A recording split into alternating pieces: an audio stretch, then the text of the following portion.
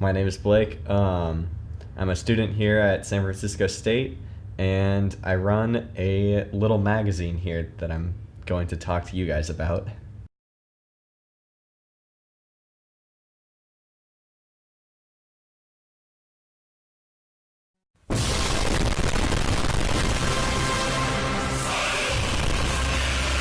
Meme Insider is a magazine that sounds pretty cringy when you talk about it out loud, but we have a fun time working on it.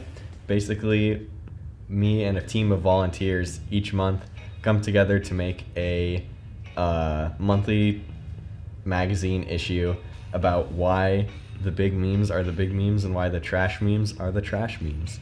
The whole magazine is basically a passion project, and just because the people that work on it want it to exist and our readers want it to exist as well, just because it's so ridiculous.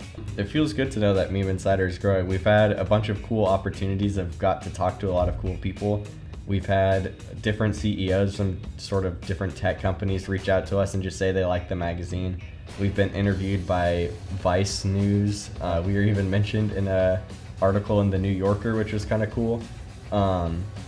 So yeah, really just the different people that we get to talk to is pretty fun. The way it started is there was a post on Reddit where somebody made like a fake Forbes/Business Insider type cover that had Joe Biden on the front, and a bunch of comments were people saying, "Oh, if this was real, I'd read it. Somebody like make this a real magazine."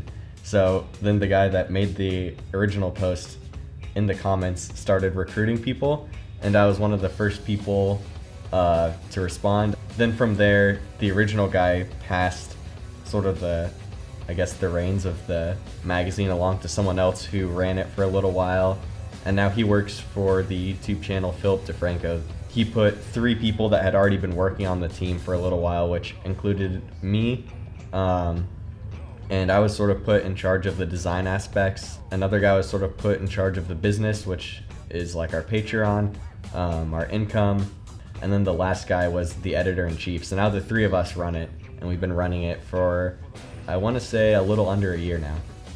We had probably about a team of 15 volunteers originally, and it sort of just took off without a hitch. We had some writers that were pretty funny, and they also did a whole bunch of research.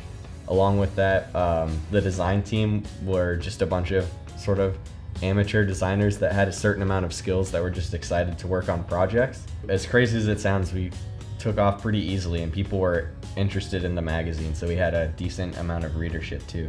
Sometimes it's hard to keep somebody who's a volunteer who has work and maybe even school and other things, to keep them doing professional quality work every month for no pay. And then secondly, we put our magazine online for free, but you can buy physical copies, and that's really where most of our revenue comes from.